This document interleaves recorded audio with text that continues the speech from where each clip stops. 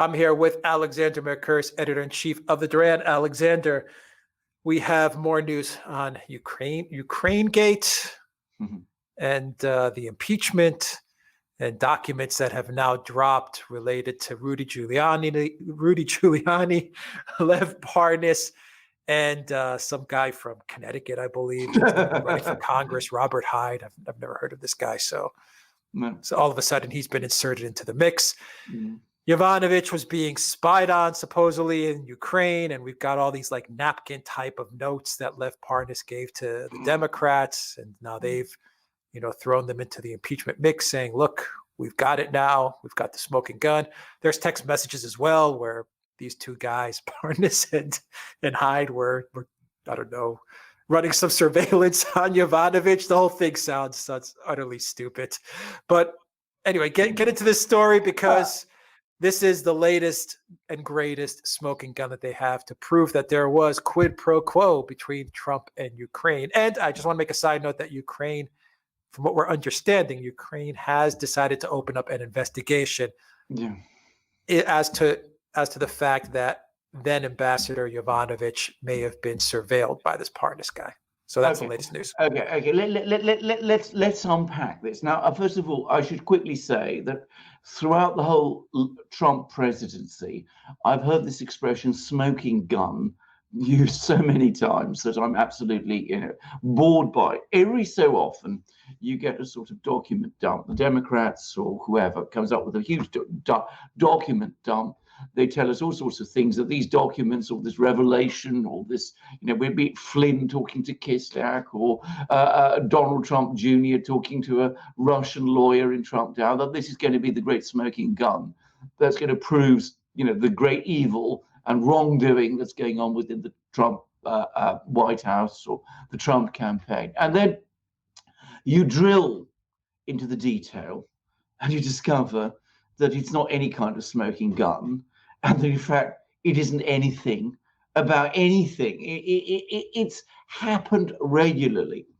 The second feature of all of these investigations is that the Democrats and their friends in the media invariably start off alleging one thing, and then when that isn't proved, they don't admit that it hasn't been proved.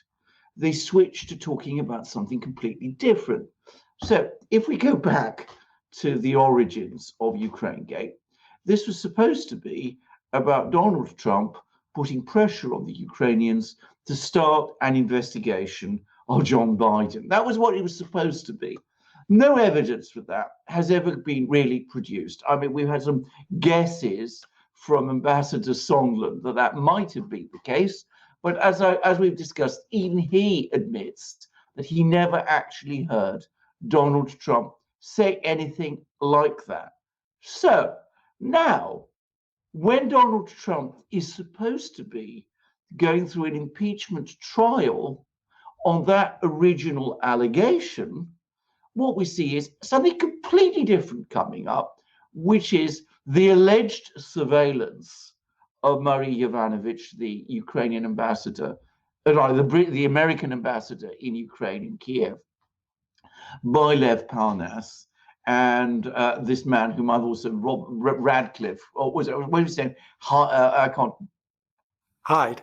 Robert Hyde. Robert Hyde, whom I've also never heard of up till now, and who even Parnas apparently, it says, describes him as weird.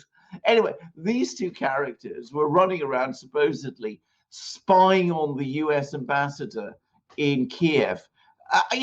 Two things to say. Firstly, how do you spy on the U.S. ambassador? I mean, I'm trying to get my head around that. I mean, anybody who knows anything about how U.S. embassies work, I mean, you come from a diplomatic family.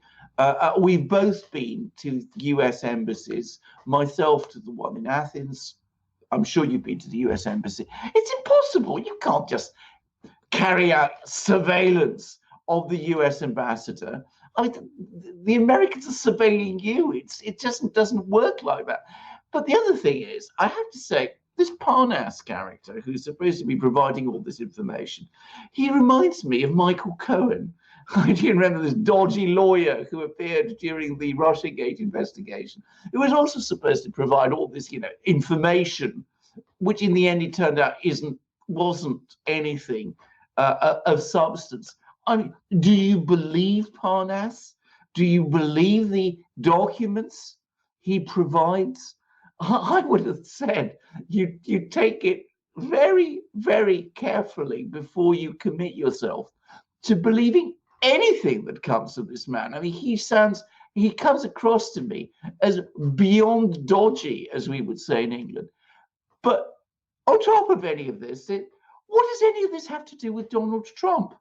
If Hyde and Parnas, for reasons unknown to themselves, known only to themselves, were carrying out surveillance, however that's carried out, on the US ambassador in Kiev. And if they were doing it on behalf of Rudy Giuliani, well, good for them. But what does this ultimately have to do with Donald Trump? Why would Donald Trump, who is the president of the United States, who's able to sack an ambassador whenever he wants, why would he need people like Parnas and Hyde carrying out surveillance on the ambassador? I mean, this thing is just so zany. It makes so little sense that I suspect that that it doesn't make sense. And the reason it doesn't make sense is because ultimately there is no reality to this story.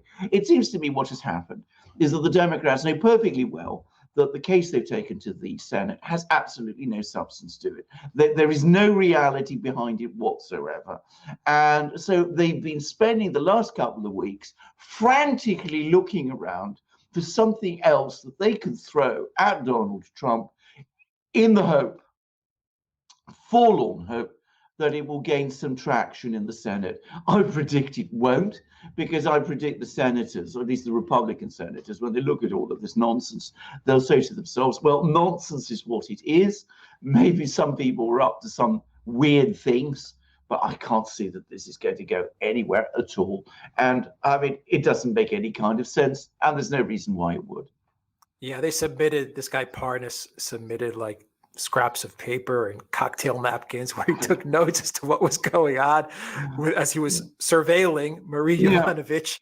Yeah. And he was sending text messages to this Hyde guy. And they were just talking all kinds of nonsense. Yes, absolutely. I mean, people do. We know that. People do talk all sorts of nonsense to each other. And as I said, what dare I say? What somebody scribbles on a cocktail napkin isn't usually taken. Yeah, they're not dated. There's no exactly. They're not. Well, exactly. They're not taken usually as very convincing evidence. No. You know what I think? Yeah.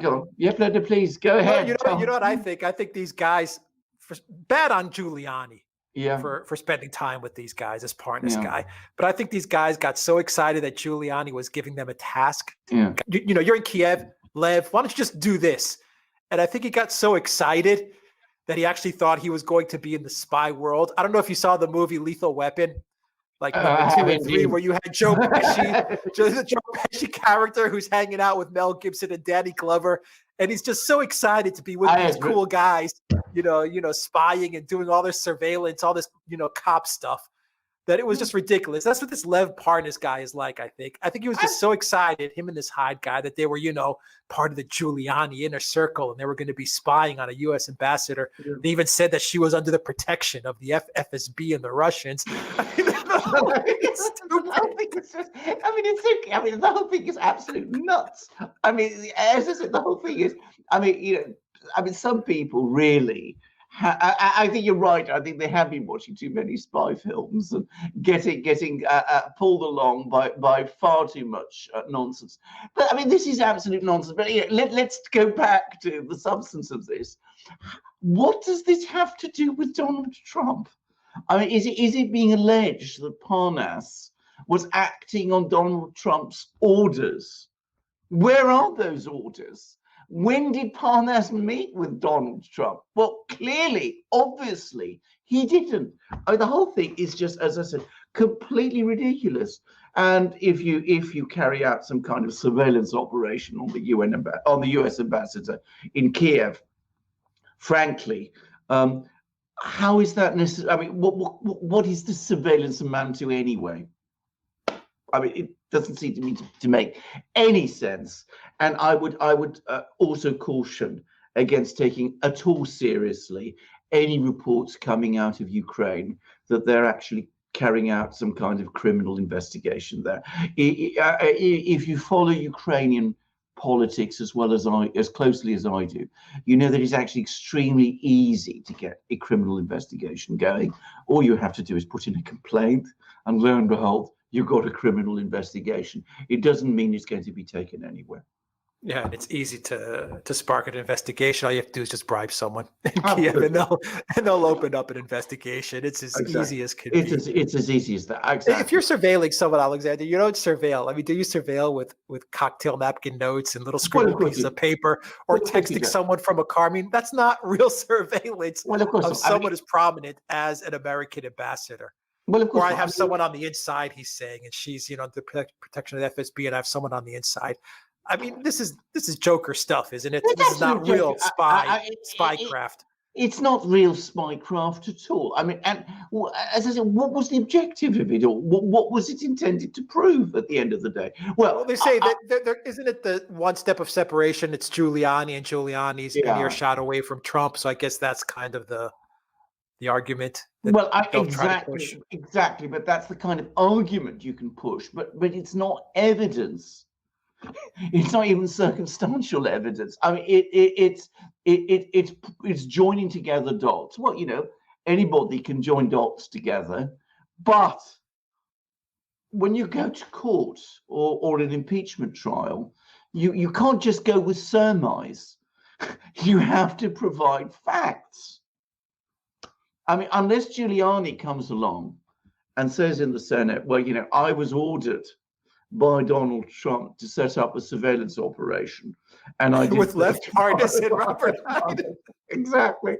I don't really see how this connects to Donald Trump directly anyway. And by the way, even if that is true, and frankly, I mean, it's the mind boggles. But let's assume that is true. Is that even impeachable?